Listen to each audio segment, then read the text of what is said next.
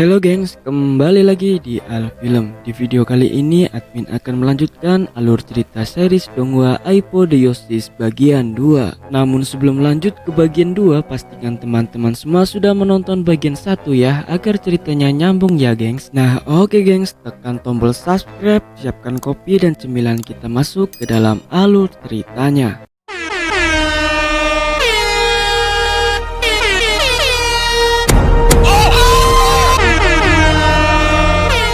Dikisahkan sebuah kehendak surgawi adalah binatang penghukum yang memiliki watak yang keras. Binatang penghukum surga yang memiliki bentuk menyerupai banteng muncul di hadapan Zheng Er. Peristiwa kemunculan binatang ini membuat Zheng Er cukup terkejut. Pasalnya binatang surgawi berhasil masuk ke dalam lautan kesadaran Zheng Er. Saat berada di dalam lautan kesadaran Zheng Er, binatang penghukum surgawi membuat Zheng Er sangat tertekan, sehingga membuat Zheng Er memanggil naga Azure Kodam yang mendiami tungku roh milik Zheng Er. Dan kemudian naga Azure tersebut membawa binatang penghukum surga ke atas langit.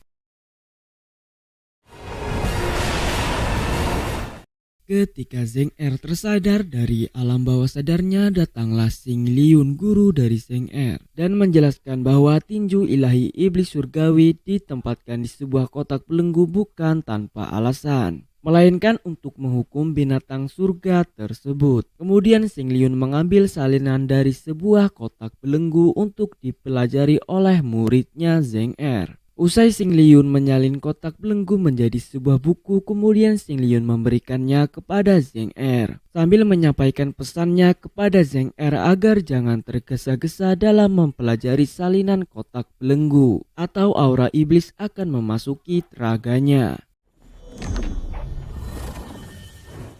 Beberapa saat kemudian, kamera beralih di sebuah pavilion permandian air panas milik Sekte Qingyun. Permandian air panas milik Sekte Qingyun ini memiliki bentuk melingkar dengan atap terbuka, serta di dalamnya terdapat sebuah kolam yang dihiasi dengan bunga teratai, sehingga membuat permandian air panas ini terlihat cukup indah. Di dalam permandian air panas tersebut terlihat Xing Liun yang sedang berjalan menuju kolam tersebut. Saat Xing Liun hendak mandi di kolam tersebut, ia berkata dalam benaknya, "Setelah ayahku menghilang, faksi diam-diam bersaing untuk kekuasaan. Apakah benar-benar layak mempertahankan segalanya?" Tutur kata Xing Liun dalam benaknya. Kemudian Xing Liun mencopot konde dan pakaiannya lalu membasahi tubuhnya.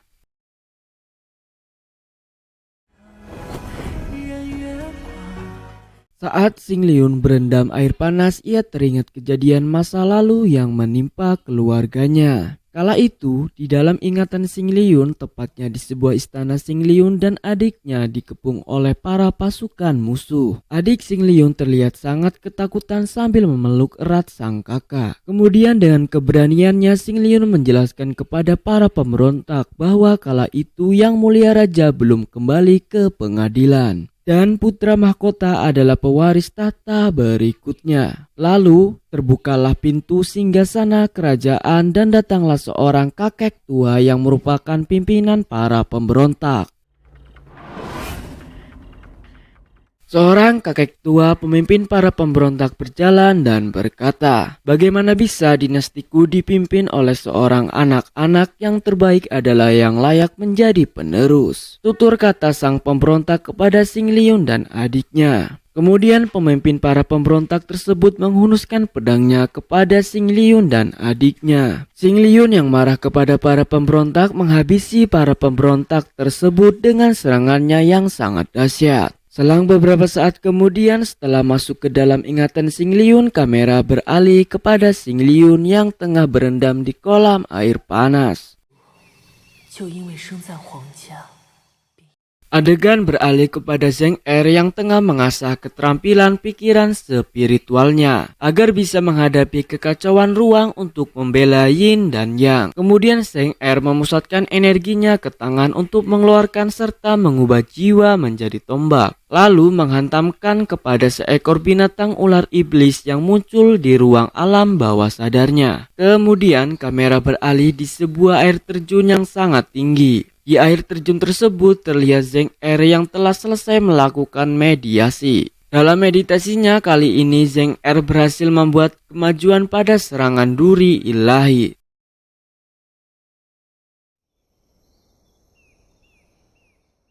Di sebuah jembatan dinasti Sekte Qingyun, terlihat Xing Yun yang menemui seorang pemuda bernama Meng Changjun. Ia adalah seorang mata-mata yang setia kepada Xing Liun. Meng Changjun melaporkan kepada Xing Liun bahwa orang-orang di kota Kekaisaran Fantian khawatir banyak keluarga bangsawan merencanakan kejahatan kepada putra mahkota. Apalagi kekuasaan putra mahkota juga sangat terbatas. Mendengar laporan dari Meng Changjun mengenai kota Fantian, Xing Liun memberikan jawaban kepada Meng Changjun bahwa untuk melupakan kejadian tersebut, dikarenakan Xing Liun fokus melatih murid barunya Zheng Er. Kamera dialihkan di sebuah hutan yang lebat, terlihat sebuah jembatan yang akan dilewati Mo Chan dan Zheng Er. Kala itu Mo Chan dan Zheng Er akan pergi ke sebuah rumah makan untuk menemui rekannya sekaligus makan siang. Di tengah perjalanan, Mo Chan dan Zheng Er bertemu dengan rekannya yang akan mereka temui. Rekannya yang bernama Wong Xian tidak sengaja menjatuhkan bola kristal berwarna hijau pekat ke tanah, dan kemudian Wong Xian mengambilnya kembali. Setelah kejadian tersebut, mereka bertiga pun pergi ke sebuah rumah makan untuk makan siang.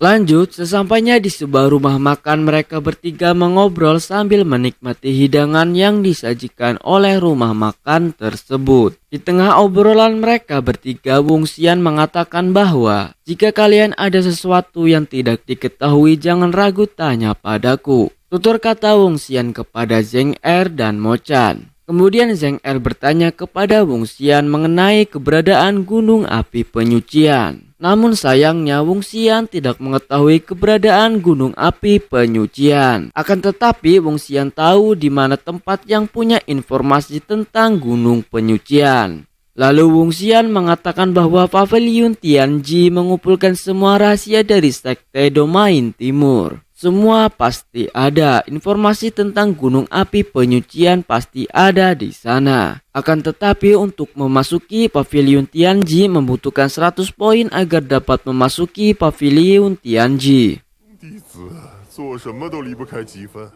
Di sebuah gunung yang diselimuti oleh tebalnya awan, terlihat seorang kakek tua yang bernama Xing Jintian. Ia merupakan ketua Sekte Qingyun. Kala itu Xing Jintian sedang mengamati kuil awan dan Sekte Tianxie. Sambil memegang sebuah bambu layaknya sebuah joran untuk memancing ikan, Xing Jintian berkata dalam benaknya. Keduanya mengalami kerugian besar. Klon Chu Xie Raja Iblis Timur dihancurkan. Pasukan iblis melarikan diri. Pasukan iblis yang tersisa tidak menimbulkan ancaman. Lalu mengapa penguasa kuil menyuruhku untuk menunggu di sini? Tutur kata Xing Jintian dalam benaknya.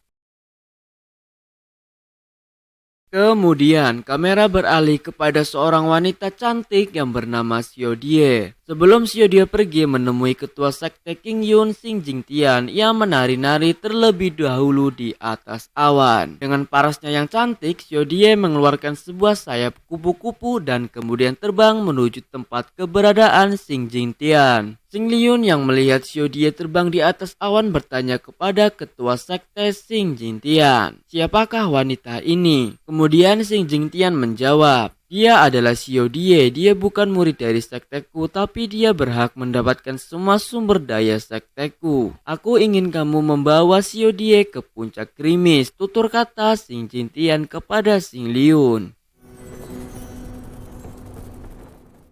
Di sebuah gerbang Sekte Qingyun terlihat banyak murid Sekte Qingyun yang sedang berkumpul. Kala itu semua murid Sekte Qingyun termasuk Zheng Er tengah melihat papan informasi persyaratan untuk mendapatkan poin di setiap tingkatan murid Sekte Qingyun. Dalam papan informasi persyaratan tertulis bahwa mengajak anjing jalan-jalan milik Nyonya Su selama 30 hari mendapatkan 3 poin. Bantu pengawal Fu Wei dalam misi pengawalan 15 hari mendapatkan 7 poin. Zheng Er yang melihat papan informasi persyaratan poin mencari cara agar segera mendapatkan 100 poin dan dapat masuk ke Paviliun Tianji. Kemudian mencari tahu letak keberadaan gunung penyucian agar segera segera dapat membebaskan adiknya yang disandera oleh Luo Bingquan.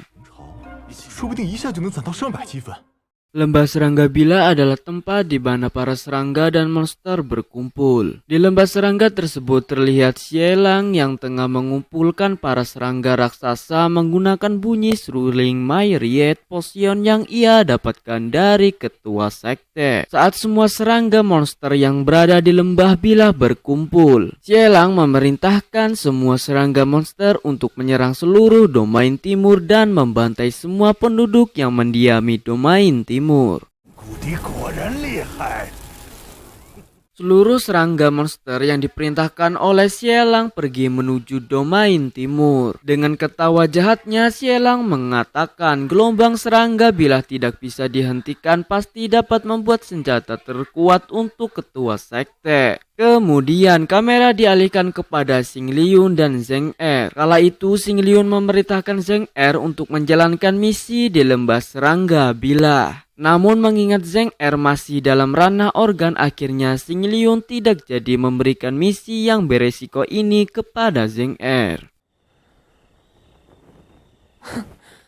Ketika Xing Liun tengah membaca sebuah buku, datanglah Me Changjun untuk menemui Xing Liun. Kala itu Xing Liun memperkenalkan Xiao Die kepada Me Changjun. Xing Liun juga mengatakan bahwa Xiao Die adalah tamu terhormat dari puncak gerimis. Kemudian Me Changjun menyapa Xiao Die, begitupun sebaliknya. Me Changjun bertemu dengan Zheng Er di luar berlutut selama 6 jam agar bisa mendapatkan misi ke lembah Bila. Me Changjun yang merasa kasihan melihat Zheng Er mencoba meyakinkan Xing Liun agar memberikan izin kepada Zheng Er untuk pergi ke lembah Bila. Namun Xiao Die yang mendengar pembicaraan mereka mengatakan bahwa dirinya lah yang akan pergi ke lembah Bila untuk menjalankan misi dan mendapatkan token murid.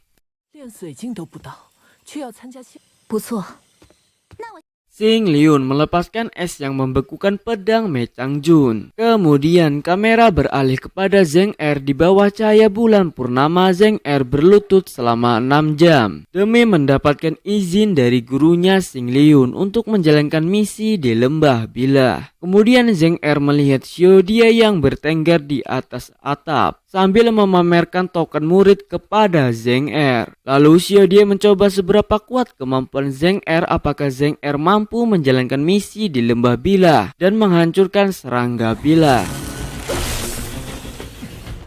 Di tengah pertarungannya antara Zheng Er dan Xiao Die, datanglah Xing Liun yang ditemani oleh Me Changjun. Kala itu terlihat adegan romantis yang diperagakan oleh Zheng Er dan Xiao Die. Kemudian Xiao Die memperkenalkan dirinya kepada Zheng Er dan mengatakan bahwa dirinya akan membunuh serangga Bila bersama Zheng Er. Kemudian berkat bantuan Xiao Die yang memberikan token muridnya kepada Zheng Er, akhirnya guru Xing Liun mengizinkan Zheng Er untuk menjalankan misi di lembah Bila bersama Xiao Die. Dengan syarat Zheng Er harus menyelesaikan misi dan kembali hidup-hidup.